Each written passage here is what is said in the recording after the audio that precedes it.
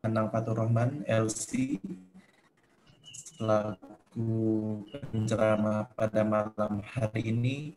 Yang kami hormati Bapak dan Ibu Jamaah Pengajian Muhammadiyah Wicu dimanapun berada. Alhamdulillah pada malam hari ini kita dapat bersama-sama berkumpul kembali untuk mengikuti pengajian sebagaimana mestinya. Salawat serta salam semoga senantiasa tercurahkan kepada uswatun hasanah kita, baginda Nabi besar Muhammad Sallallahu Alaihi Wasallam.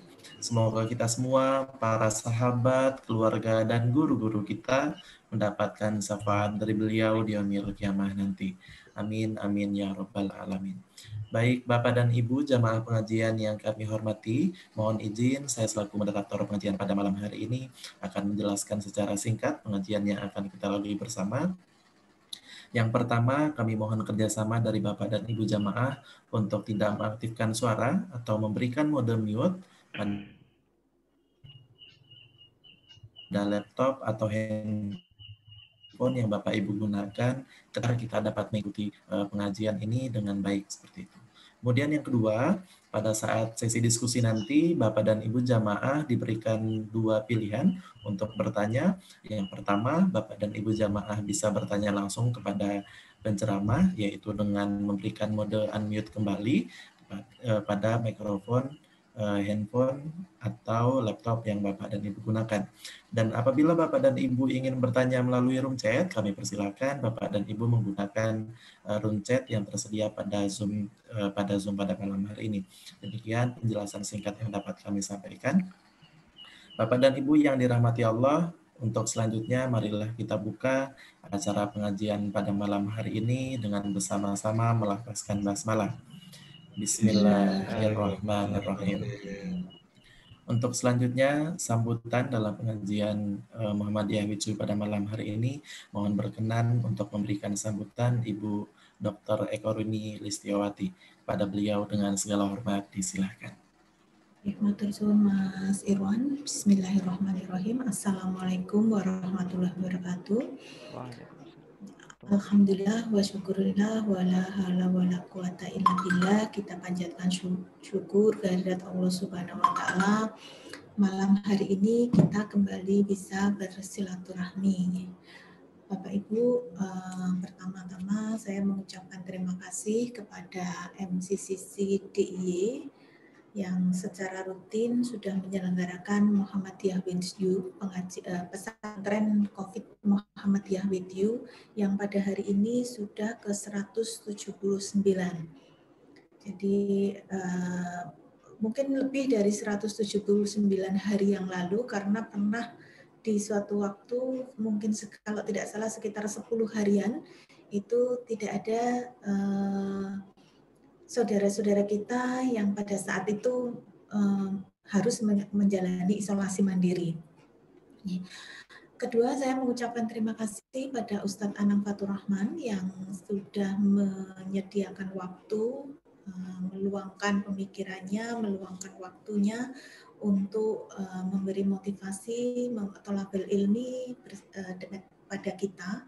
Mudah-mudahan dengan agenda kita pada malam hari ini dan secara rutin kita selalu lakukan, itu bisa menambah iman dan imun kita. Ya, rasa kita selalu ada saudara dan lain sebagainya, menambah motivasi kita. Mungkin sedikit informasi pada Ustadz Anam, jamaah kita saat ini biasanya memang kita awali mungkin mulai baru 25 orang Ustadz, karena waktunya sangat mendesak dengan Isya, kemudian kita juga tidak ingin terlalu malam selesai karena teman-teman kita harus beristirahat yang cukup, sehingga walaupun baru mungkin 20-25 kita mulai, tapi biasanya akan bertambah setelah saudara-saudara kita menyelesaikan ibadah sholat Isya-nya. Awalnya ini hanya dari Jogja, tapi sekarang sudah ada yang dari Jakarta. Kemarin saya lihat ada dari Aceh, kemudian dari Jawa Barat, bahkan dari luar Jawa, pernah dari Sulawesi juga sudah bergabung, karena kita memang niatkan tidak perlu Muhammadiyah membuat sendiri-sendiri di tiap kabupaten, kota, atau provinsi. Kalau bisa di setiap shelter atau di mana di situ ada isolasi mandiri yang dikoordinir atau bagi rumah sendiri juga diperkenankan bergabung.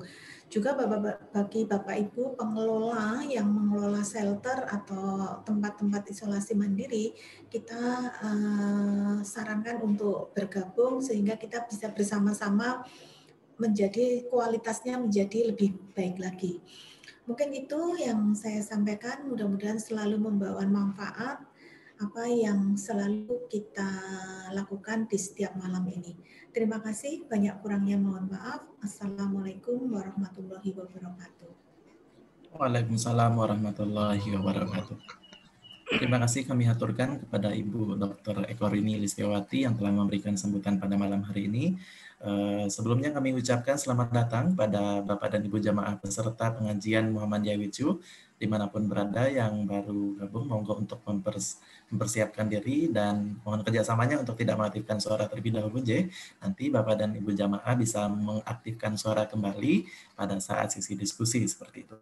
Baik Bapak dan Ibu jamaah pengajian yang dirahmati Allah, untuk selanjutnya marilah kita ikuti bersama pengajian yang akan disampaikan oleh Ustadz Haji Anang Fatur Rahman LC dengan tema yaitu sabar. Pada beliau dengan segala hormat disilahkan.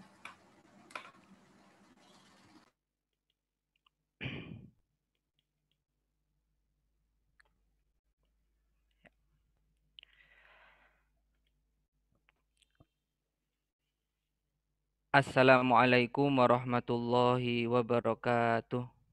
Waalaikumsalam warahmatullahi wabarakatuh.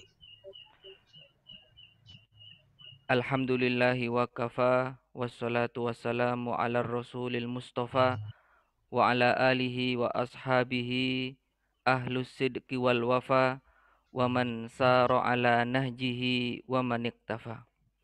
Subhanaka la ilma lana illa ma 'allamtana, innaka antal alimul hakim. Allahumma ya muallima Adam wa Ibrahim allimna wa ya mufhima Sulaiman fahimna. Allahumma hdina wahdi bina waj'alna sababan liman ihtada. Allahumma ja'alna hudatan muhtadin ghaira dhalin wala mudillin. Allahumma srif anna su'a bima syi'ta wa kaifa syi'ta innaka ala ma tasha'u qadir. Amin. Amma ba'd. Bapak Ibu yang kami hormati, rahimani wa rahimakumullah, perkenankan kami dalam kesempatan malam hari ini yang mendapatkan amanah untuk sama-sama kita belajar, sama-sama kita mengkaji tema tentang sabar pada malam hari ini. Mudah-mudahan diberikan keberkahan waktu sehingga dalam waktu yang sangat singkat ini kita bisa sama-sama belajar. Mudah-mudahan dalam kesempatan kali ini apa yang akan kita pelajari ini menjadi sesuatu yang bermanfaat bagi kita sekalian.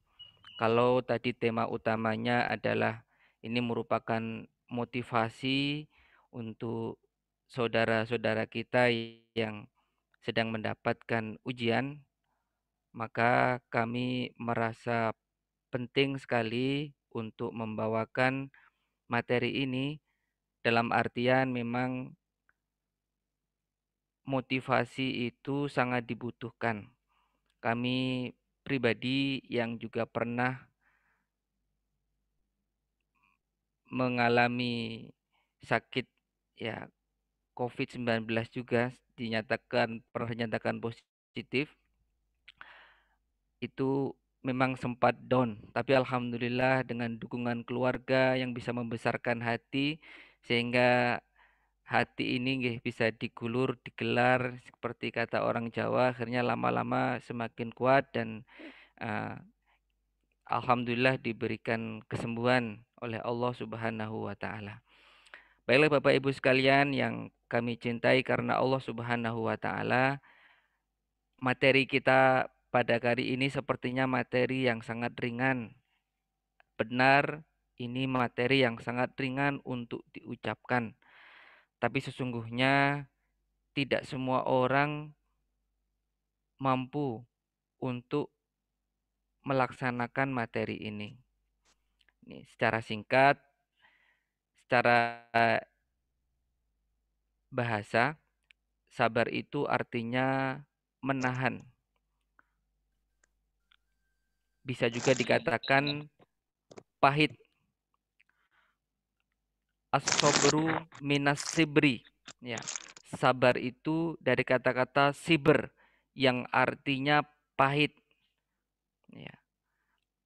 Kadang juga dikatakan sabar itu artinya dia al-imsak, dia menahan. Ya.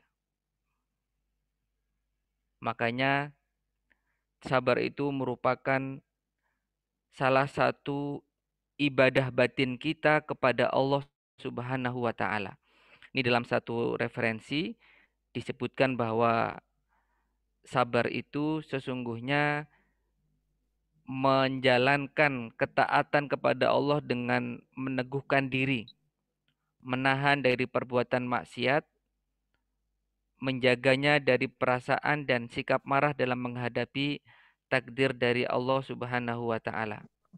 Maka bisa disimpulkan sabar adalah menahan lisan untuk tidak berkeluh kesah, menahan hati untuk tidak marah, dan menahan anggota badan untuk tidak mengekspresikan kemarahan dalam bentuk menampar-nampar pipi, merobek-robek kain, dan semisalnya. Bapak Ibu yang kami hormati, suatu ketika ada salah seorang wanita di zaman Rasulullah Shallallahu Alaihi Wasallam. Ketika Rasulullah sedang berjalan, beliau melewati pemakaman. Di sana ada seorang perempuan yang menangis. Maron Nabiyyu Shallallahu Alaihi Wasallam bi imra'atin tabki inda qabrin. Wanita yang sedang menangis di samping kuburan. Faqala. Kemudian Rasulullah Shallallahu Alaihi Wasallam memberikan nasihat kepadanya. Kata Rasulullah, ittaqillah, bertakwalah Anda kepada Allah, wasbiri, dan bersabarlah.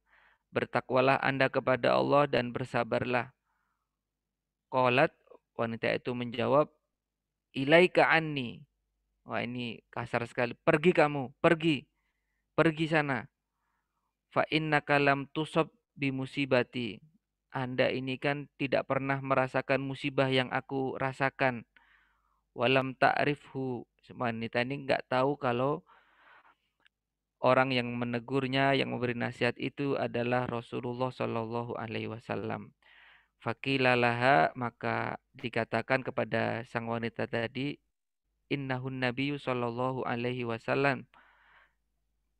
Ibu nggak tahu ya, yang tadi memberikan nasihat, yang menegur ibu untuk bersabar itu adalah baginda Nabi Shallallahu Alaihi Wasallam. Maka kagetlah sang ibu ini. Fa'atat baban Nabi Shallallahu Alaihi Wasallam falam tajid indahu bawabin.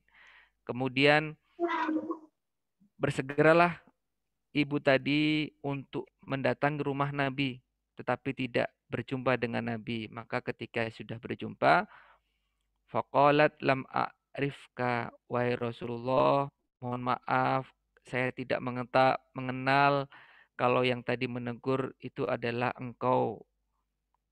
Faqala Rasulullah sallallahu alaihi wasallam menjawab, innamas sabru inda sodmatil ula. Ya, sesungguhnya yang namanya sabar itu ada pada kesempatan yang pertama. Ini di hadis Bukhari nomor 1203. Jadi sabar itu ada dalam kesempatan yang pertama. Memang sesuatu yang tidak mudah untuk diupayakan, tetapi sabar ini memiliki keistimewaan yang sangat besar. Kedudukan sabar itu kalau digambarkan oleh Ibnul Qayyim Al-Jauziyah, kedudukan sabar dalam iman, laksana kepala bagi seluruh tubuh.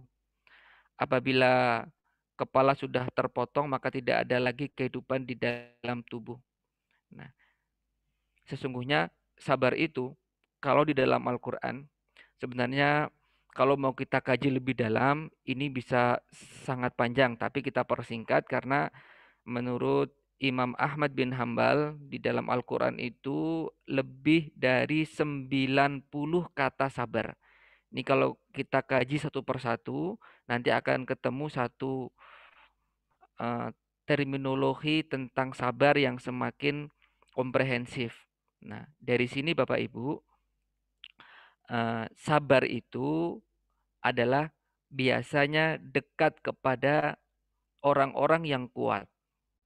Kalau kita lihat misalkan ketika Allah Subhanahu wa taala memuji orang-orang yang mampu mengalahkan musuhnya, wa kam min fi'atin qalilatin ghalabat fi'atan katsiratan biidznillah. Berapa banyak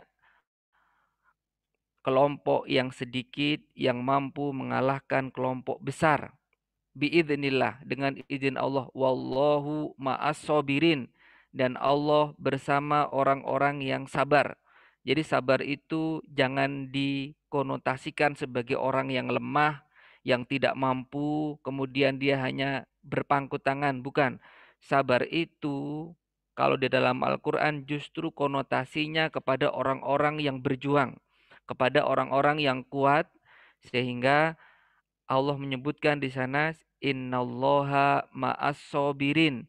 Sesungguhnya Allah bersama orang-orang yang sabar. Ketika Rasulullah Shallallahu alaihi wasallam dengan para sahabatnya dalam kondisi genting, dalam kondisi berat, dalam kondisi susah, mendapatkan ancaman dari kepungan Al-Ahzab, gerombolan pasukan musuh yang mengepung Madinah saat itu. Maka doa yang dibaca oleh Nabi dan para sahabat ini sama dengan doa yang dibaca oleh Nabiullah Ibrahim alaihissalam. Dalam Al-Baqarah disebutkan wa qalu hasbunallah. Mereka mengatakan cukuplah Allah sebagai pelindung kami. Nah, cukuplah Allah sebagai pelindung kami. Inilah pijakan orang-orang yang sabar. Apapun yang terjadi, hati mereka senantiasa diikat kepada Allah Subhanahu wa taala.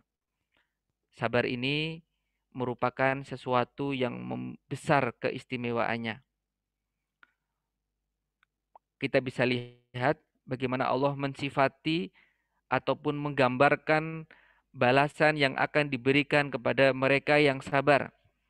Dalam surat Az-Zumar ayat yang ke-10. Innama, ini kita maksud langsung masuk kata innama yuwaffas sabiruna ajrahum bighairi hisab. Sungguh hanya orang-orang yang bersabarlah yang akan diberikan pahala tanpa batas. Kalau bahasa kita sebagai manusia yang bekerja, mungkin kita pegawai, kita bisa mendapatkan gaji. Ini ada orang yang gajinya itu tanpa batas. Betapa besarnya yang ia peroleh.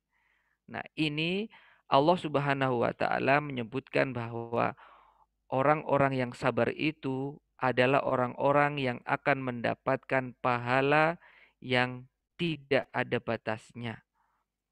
Bapak Ibu, saat ini kita berada di tanggal 3 dari bulan Rajab, bulan yang dimuliakan oleh Allah Subhanahu wa taala. Jika beramal soleh, mendapatkan pahala yang lebih besar karena berada di bulan yang dimuliakan oleh Allah Subhanahu wa taala. Nah, ini merupakan kesempatan kita untuk banyak-banyak beribadah kepada Allah Subhanahu wa taala. Ini keutamaan sabar, sesuatu yang sangat tinggi nilainya.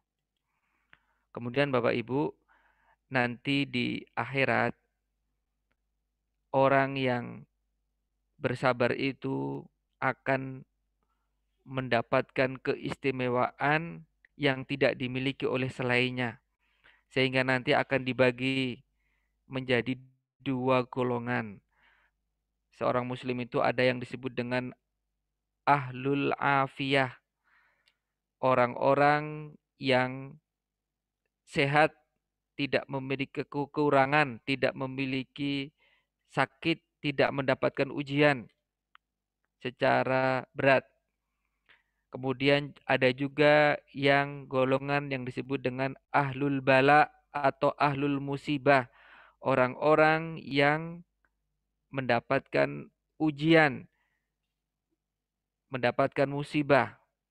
Nah, pada hari kiamat nanti, orang-orang yang mendapatkan ahlul bala ini, ahlul musibah ini mendapatkan kemuliaan yang sangat besar sekali. Sehingga yawaddu ahlul afiyah yaumal qiyamati hina yu'ta ahlul bala itsawab. Nah, sampai-sampai para ahlul afiyah, orang-orang yang sehat ini, dalam artian yang tidak mendapatkan musibah sebesar itu, ketika berada di akhirat pada hari kiamat, ketika melihat betapa besarnya pahala yang diberikan kepada ahlul musibah, mereka mengatakan, "Lau anna juludahum kanat kuridot fid dunya bil maqarid." Ya Allah. Ini orang-orang yang sehat menginginkan seandainya kulit-kulit mereka di dunia dipotong dengan gunting. Ya Allah, kembalikan kami ke dunia. Kami ingin mendapatkan ujian seperti dipotong-potong dagingnya dengan gunting. Ini kan berat sekali ujiannya. Karena mereka sudah bisa merasakan, bisa melihat langsung betapa pahala yang disiapkan oleh Allah kepada orang yang bersabar itu sangat luar biasa dahsyatnya. Nah, ini sehingga menjadikan orang ini iri kepada mereka yang mendapatkan ahlul musibah. Ini juga menjadi satu penjelasan dari Rasulullah Shallallahu Alaihi Wasallam. Jadi ada salah seorang sahabat Nabi yang bernama Sa'ad bin Abi Waqqas. Sa'ad bin Abi Waqqas itu merupakan seorang sahabat yang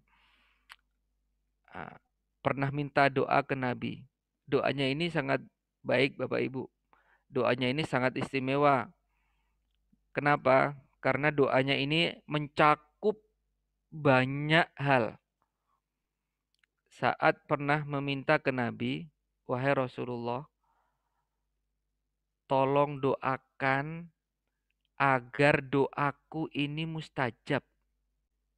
Agar jika aku berdoa dikabulkan langsung oleh Allah." Satu permintaan tapi mencakup semua permintaan. Maka sampai akhir hayat tidak ada orang yang berani macam-macam dengan Sa'ad bin Abi Waqqas ini.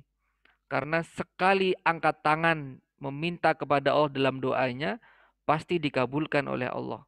Karena Nabi sudah pernah mendoakan agar Sa'ad doanya mustajab. Tapi sebelumnya Sa'ad juga diberikan pesan oleh Nabi. Kata Rasulullah, "Atib mat'amaka tustajabu da'watak." Perbaiki makananmu, niscaya doamu akan mustajab, akan dikabulkan oleh Allah Subhanahu wa taala.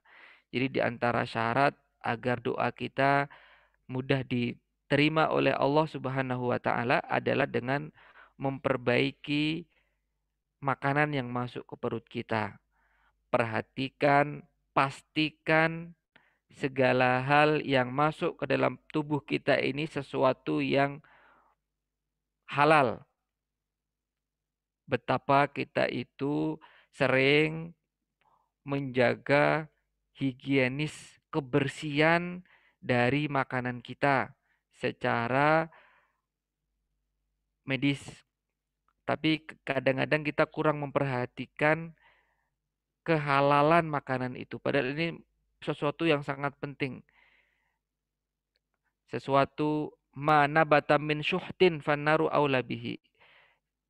Daging yang tumbuh dari perkara yang haram itu nanti muaranya ke neraka karena badan kita menjadi berat untuk melakukan ketaatan. Kenapa? Karena yang masuk ke tubuh kita dari perkara yang diharamkan oleh Allah.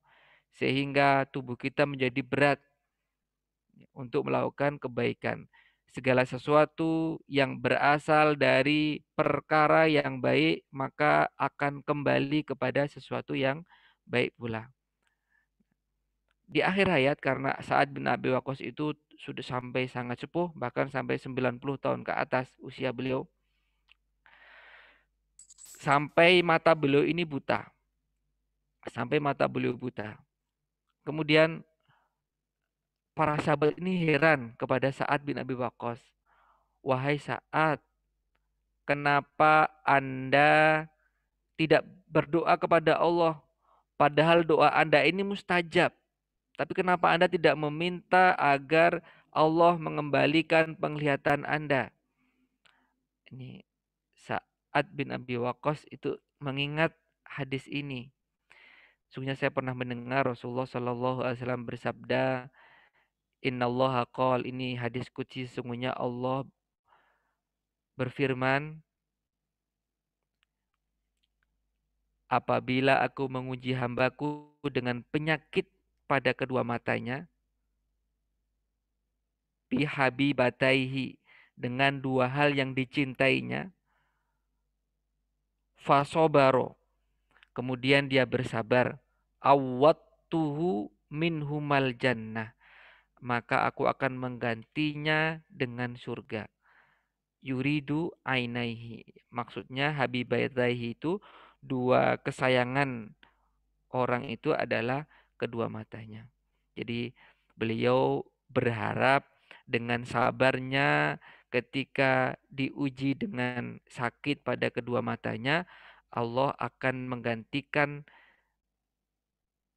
dengan surga di akhirat kelak. Maka ini jawaban dari sahabat Sa'ad bin Abi Waqqas. Luar biasa bagaimana sesungguhnya sabar itu memiliki nilai yang sangat besar. Kemudian juga ketika dalam kondisi wabah. Ini dalam hadis Bukhari, ketika dalam kondisi mendapatkan wabah,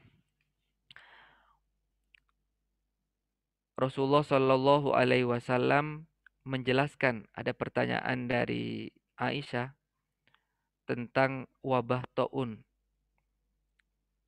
Annahu kana adaban yab'athuhu Allahu ala man yasha. Sesungguhnya wabah taun itu merupakan azab, hukuman yang diberikan Allah kepada yang Ia kehendaki. Faja'alahu Allahu rahmatan lil mu'minin. Maka Allah menjadikan itu sebagai rahmat bagi orang-orang yang beriman. Kata Rasulullah, falaisa min abdin yaqa'ut ta'un. Tidaklah seorang hamba, seorang muslim yang mendapati wabah taun, fayam kusufi baladihi sobiron, kemudian dia berada di negerinya dengan sabar. Kalau kita bahasakan dalam bahasa kita saat ini, berarti ini stay at home, work from home, semuanya ini yamkusu fi baladihi sobiron. Dia berada di rumahnya dengan sabar. Ya'lamu, dia sadar, dia yakin. Annahu la yusibahu illa ma kataballahu lahu. Nggak akan ada yang mampu memberikan musibah kecuali apa yang sudah Allah tetapkan baginya. Illa kana lahu mislu ajri syahid. Nah, jika beliau wafat ketika dalam kondisi sabar seperti itu, maka dia akan mendapatkan pahala syahid. Dalam hadis Bukhari ini menjadi motivasi kita untuk mempertajam sabar kita, mengharap yang terbaik dari Allah Subhanahu wa taala. Dan sebagai penutup pertemuan kita pada kesempatan malam hari ini Bapak Ibu, secara singkat para ulama itu membagi sabar menjadi 3 tingkatan. Tingkatan yang paling tinggi sabar itu adalah as-sabru 'alat ta'ah. Bersabar untuk melaksanakan ketaatan. Itu sabar yang paling tinggi nilainya. Tingkatan yang kedua,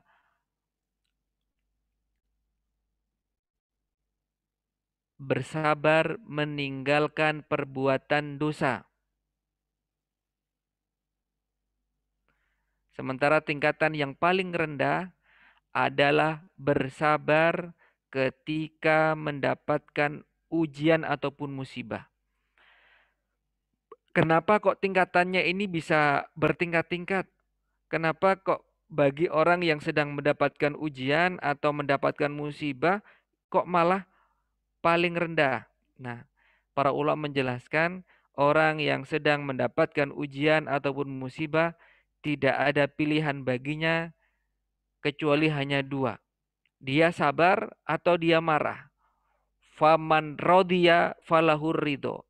Barang siapa yang ridho dengan ketentuan yang Allah putuskan, maka baginya keridhaan Allah. Waman sakhito, dan barang siapa yang murka, yang marah, nggak terima, kok harus saya yang kena, kok bukan yang lainnya, falahus sukhot. Dia juga akan mendapatkan kemurkaan. Nah, kemudian yang kedua, tingkatan yang lebih tinggi adalah as-sabru, kesabaran seseorang fi tarkil ma'asi, as-sabru 'alal ma'asi. Bersabar meninggalkan kemaksiatan. Ini butuh kekuatan. Orang mungkin bisa sabar di kesempatan yang lain, tapi ketika harus meninggalkan kemaksiatan belum tentu mampu. Maka ini membutuhkan kesabaran yang lebih tinggi. Kemudian yang paling tinggi itu adalah kesabaran di dalam melaksanakan ketaatan. Orang butuh sabar, harus menahan dinginnya malam untuk wudhu, untuk melaksanakan sholat malam, harus menahan keletihan untuk melakukan sholat, harus menahan lapar untuk mengerjakan puasa, harus menahan lelah untuk mengerjakan sholat. Kata Allah kan dalam Al-Quran, wa'mur ahlaka bis sholah, perintahkan keluargamu untuk melaksanakan sholat, wastobir 'alaiha, dan kuatkanlah kesabaran untuk senantiasa mengingatkan mereka, mengajak mereka untuk melaksanakan sholat. Ini dalam tingkatan kesabaran. Ada 3 perintah dalam Al-Quran yang ketiga perintah ini berkaitan dengan hal yang lainnya. Yaitu yang pertama, sholat dengan zakat. Yang kedua, mentaati Allah dan Rasul. Yang ketiga, bersyukur kepada orang tua dan bersyukur kepada Allah. 3 hal ini ada kaitan satu dengan yang lainnya. Tidak bisa dipisahkan. Orang yang menunaikan sholat tapi mengabaikan zakat, dia cedera Islamnya. Atau zakat tok tapi tidak sholat, ini juga rusak Islamnya. Maka Abu Bakar itu sampai dalam perang melawan orang-orang yang tidak mau membayar zakat. Aku akan memerangi orang-orang yang tidak membayar zakat sebagaimana orang-orang yang tidak melaksanakan sholat. Makanya perintahnya wa aqimus sholah wa atuz zakah. Dalam Al-Baqarah ayat 43. Dirikanlah sholat dan tunaikanlah zakat. Ini enggak bisa dipisahkan. Kemudian yang kedua, mentaati Allah dan Rasul-Nya. Ya ayyuhalladzina amanu, wahai orang-orang yang beriman, atiullah wa atiur rasul. Wahai orang yang beriman, taatlah kalian kepada Allah dan kepada Rasul. Maka orang yang taat kepada Allah itu lazim harus baginya untuk mentaati Rasul. Orang yang mentaati Rasul juga harus mentaati Allah Subhanahu wa taala, tidak bisa dipisah-pisahkan. Dan yang ketiga adalah tentang bersyukur kepada Allah tidak bisa dipisahkan dengan bersyukur kepada kedua orang tua. Wa wassaynal insana biwalidayhi. Allah memberikan wasiat kepada manusia untuk berbuat baik kepada kedua orang tua. Hamalatu ummuhu wahnan ala wahnin wa fisaluhu fi amaini. Ini orang tua yang sudah susah payah, lelah dalam memelihara, dalam mengandung, melahirkan, menyusui 2 tahun. Makanya kata Allah, anishkurli, hendaklah kalian bersyukur kepadaku, wali walidaika, dan kepada kedua orang tuamu. Maka ketaatan tertinggi adalah di mana seseorang berbakti kepada kedua orang tuanya setelah beribadah kepada Allah. Ini yang tidak bisa semua orang mampu adalah mungkin merawat orang tua yang sudah dalam kondisi sakit. Kalau orang tua merawat anak bayi yang masih kecil, itu penuh dengan rasa sukacita. Tapi kalau merawat orang tua yang sudah dalam kondisi renta, mungkin perilakunya sama seperti bayi, butuh keimanan, butuh kesabaran di sana. Kalau bayi tidak diperintahkan pun otomatis setiap orang tua akan merawatnya. Mungkin rebutan ingin merawat. Tapi kalau orang tua, semua orang lari. Kecuali mereka yang mendapatkan rahmat dari Allah Subhanahu wa taala. Ini 3 hal tentang ketaatan. Ini juga tentang meninggalkan perbuatan dosa. Ini dilihat Allah Subhanahu wa taala memberikan sindiran. Ulaika alladzina ishtarawud dhalalata bil huda. Mereka itulah orang-orang yang menjual kesesatan dengan petunjuk, menukar imannya dengan kesesatan. Wal adzaba bil maghfirah. Ya, dia rela menukar ampunan dengan azab. Ini kata Allah, fama asbarahum alan nar. Ya, betapa orang-orang tadi itu orang-orang yang sangat bersabar, sangat kuat sekali ingin menantang api neraka. Fama asbarahum alan nar.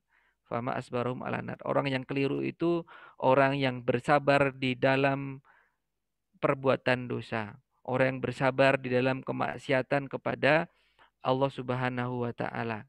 Ini nasihat dari Syekh Ali Tontowi sangat bagus sekali. Semua pasti lelah. Ya, ini para pejuang-pejuang kita yang kita banggakan, Bapak Ibu yang berada di garis terdepan untuk melawan COVID, untuk sama-sama berjuang demi kemanusiaan. Ini tenaga medis, kemudian praktisi-praktisi yang lain yang bahu-membahu untuk saling menguatkan, saling menjaga. Ini kita ingat nasihat ini. Kata Syekh Ali At-Tantawi, inna masyaqqatat ta'ah tadhab. Sesungguhnya lelahnya ketaatan kita dalam perjuangan, dalam aktivitas sosial, dalam beribadah, dalam bermuamalah dan lain sebagainya, dalam berjuang itu pasti akan lelahnya pasti akan hilang. Wayab qasawabah. Tetapi yang akan kekal itu adalah pahalanya. Ya. Wayab qasawabuha. Tetapi pahalanya itu pasti akan kekal. Waladzatal ma'asi tadhab. Tapi juga sebagaimana kebalikannya, kenikmatan kemaksiatan, tadi orang yang bersabar dalam kemaksiatan tadi rela membeli yang haram-haram tadi dengan harta yang sangat besar, itu ingat ladzatal ma'asi tadhab. Kenikmatan kemaksiatan itu juga akan hilang pasti. Apa yang dinikmati sesaat itu pasti juga akan hilang, tapi yang akan kekal itu adalah iqobuha. Hukumannya dari Allah, potensi mendapatkan hukuman itulah yang yang kekal. Semua pasti lelah, yang berjuang dan bahkan yang tidur pun juga lelah. Orang yang nggak mau berjuang, nggak mau membantu kemanusiaan, nggak mau membela orang-orang yang lemah, mereka yang dalam kondisi santai pun juga lelah. Tidak ada yang tidak melelahkan di dunia ini. Semua pasti lelah. Bedanya mereka yang lelah dalam ketaatan, dalam kebaikan, mereka akan kekal pahalanya. Sementara yang lelah atau mendapatkan kenikmatan sesaat dalam kemaksiatan, pasti juga akan hilang nikmatnya dan berganti dengan potensi mendapatkan hukuman yang kekal. Ini menjadi pelajaran kita semua bahwa marilah kita jadikan kebaikan itu sebagai sarana kita untuk bertakarub kepada Allah Subhanahu wa taala. Kalau kita berbuat baik, maka kebaikan itu akan kembali kepada kita sendiri. Ya. Fasayarallahu amalakum wa rasuluhu. Allah lah yang akan menilai amal kita. Bapak Ibu yang kami hormati, rahimani wa rahimakumullah, tidak bijak kalau saya banyak berbicara, sementara Bapak Ibu mungkin di belahan Indonesia yang lain itu waktunya sudah sangat malam. Kami akhiri sekian saja yang bisa kami sampaikan. Benarnya datang dari Allah, kekurangan dan kekhilafan datang dari kelemahan kami, mohon dimaafkan. Mudah-mudahan belajar kita bersama pada malam hari ini mendapatkan berkah dari Allah Subhanahu wa taala. Wallahu alam bisawab wa sallallahu ala nabiyyina Muhammad nasrum minallahi wa fathun qarib wa basyiril mu'minin. Wassalamualaikum warahmatullahi wabarakatuh. Waalaikumsalam Waalaikumsalam warahmatullahi warahmatullahi wabarakatuh. Terima kasih kami haturkan kepada Ustadz Haji Anang Fatur Rahman LC atas ceramah yang telah disampaikan pada malam hari ini. Baik Bapak dan Ibu jamaah yang dirahmati Allah, untuk selanjutnya kita akan mengikuti sesi diskusi atau Bapak dan Ibu jamaah boleh untuk bertanya kepada penceramah pada malam hari ini. Dan alhamdulillah jamaah pada malam hari ini jumlahnya 95 Bapak dan Ibu. Monggo Bapak dan Ibu jamaah yang ingin bertanya melalui room chat atau kotak chat juga dipersilahkan. Dan apabila Bapak dan Ibu jamaah ingin bertanya secara langsung kepada penceramah, dimohon untuk mengaktifkan suara terlebih dahulu. Monggo Bapak dan Ibu.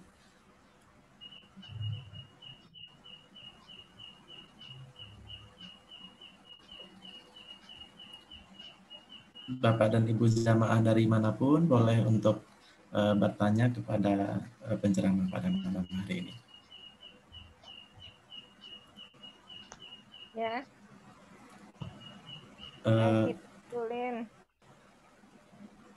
Bagaimana Ibu Widya?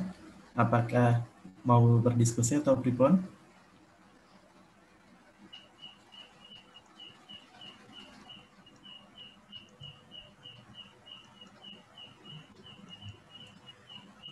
Ya. Baik, kami sambil cek siapa tahu dari Bapak dan Ibu jamaah ada yang raise hand.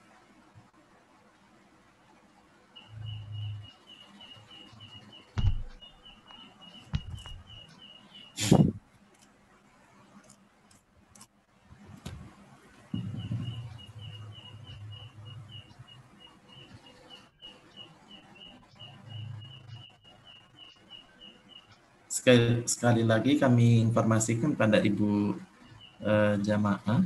Oh, ini ada pertanyaan Ustaz.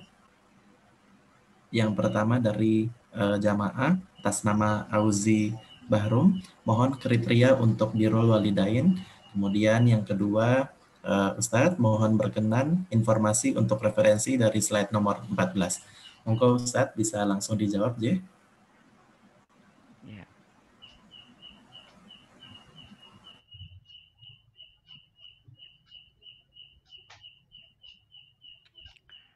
Oke.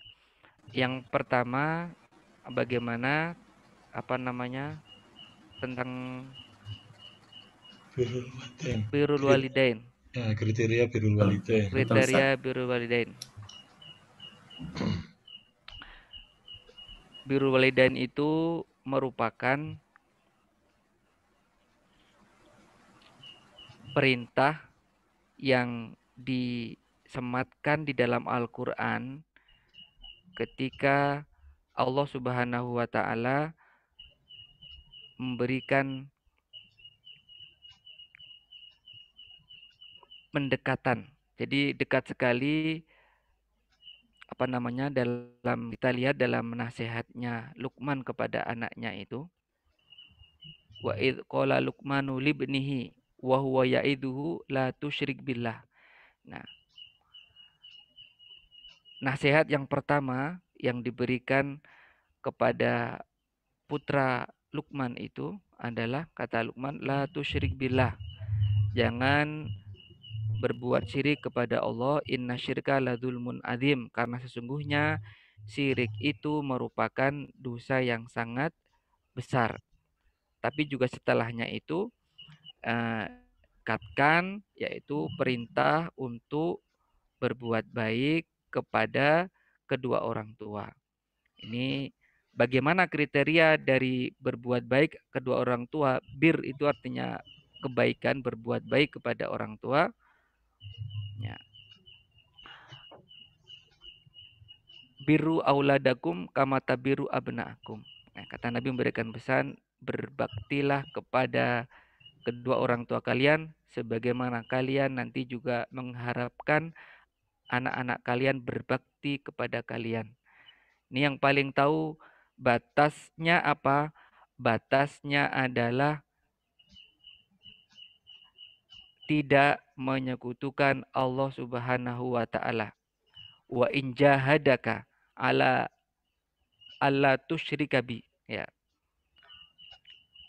Kita tidak ada batasan untuk berbuat baik kepada kedua orang tua sampai batasnya itu adalah ketika orang tua kita memerintahkan kita untuk berbuat syirik kepada Allah. Itu saja. Selebihnya berbakti kepada orang tua itu tidak memiliki batas. Pernah ada satu kejadian ketika ada seorang putra yang memiliki kebaktian kepada orang tua sangat tinggi sekali. Anaknya ini senantiasa mengantarkan bapaknya, mengantarkan orang tuanya itu kemanapun pergi. Akhirnya meskipun mereka itu beda keyakinan, tapi tetap saja dia diantar. Ini sebagai bentuk bakti saya kepada orang tua. Tapi lama-lama dengan melihat kebaktian anak itu yang sangat tinggi, hati dari bapak tadi yang berbeda keyakinan akhirnya luluh. Oh, begini ya Islam, memberikan tuntunan, memberikan contoh yang nyata. Bagaimana menempatkan orang tua itu berada di posisi yang paling atas. Setelah berbakti ataupun mengabdi, beribadah kepada Allah Subhanahu wa Ta'ala. Jadi batasannya adalah hanya dalam hal selama orang tua tidak memerintahkan kita untuk menyekutukan Allah, maka kita wajib untuk mentaati mereka. Nah, ini sesuatu yang perlu perjuangan yang tidak mudah. Kemudian referensi dari slide nomor 14. Referensi dari slide yang ke nomor 14 ya. Ini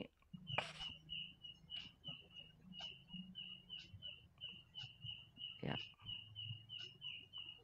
Slide yang ke-14 ya. Ini adalah potongan. Ini ada di ayat yang ke-175 dari surat Al-Baqarah. Ya. Menunjukkan tentang beberapa sifat orang-orang yang senantiasa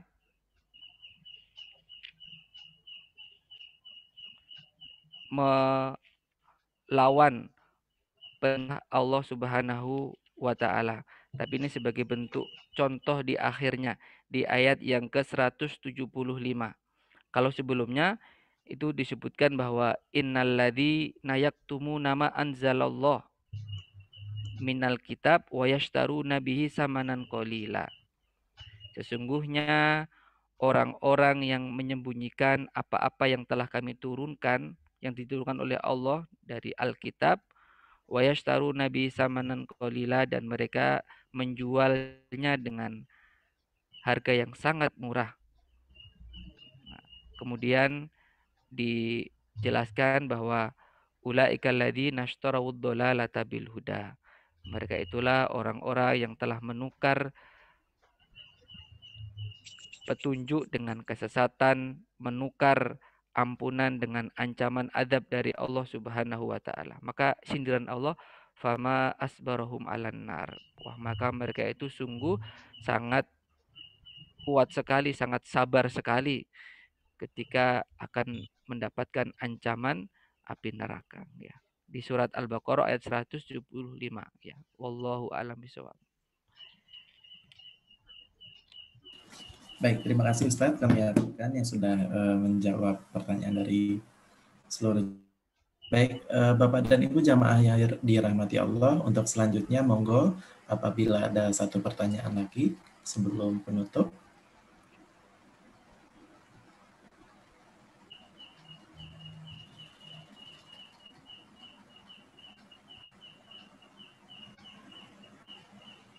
Sekali lagi kami persilakan kepada Bapak dan Ibu jamaah yang ingin bertanya, boleh satu pertanyaan lagi sebelum penutup pengajian pada malam hari ini.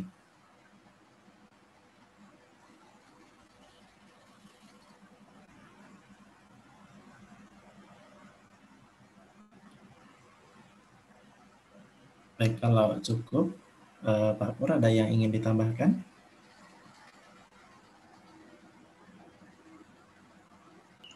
Mungkin cukup Mas. Cukup, baik.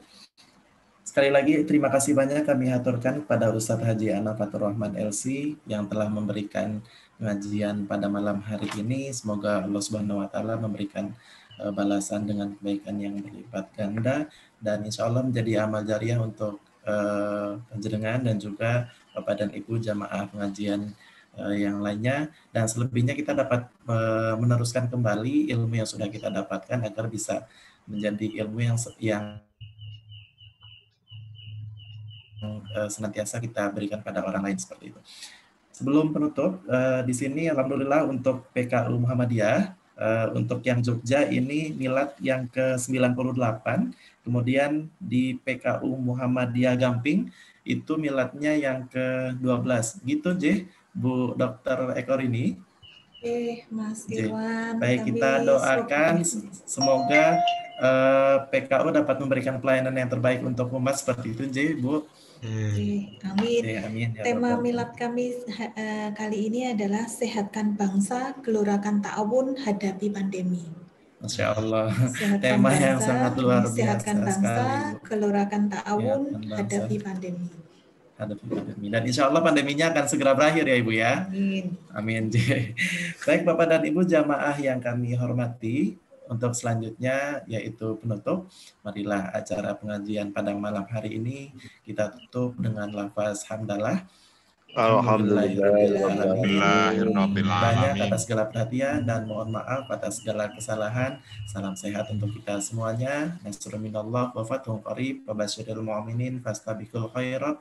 Wassalamualaikum warahmatullahi wabarakatuh. Waalaikumsalam warahmatullahi wabarakatuh.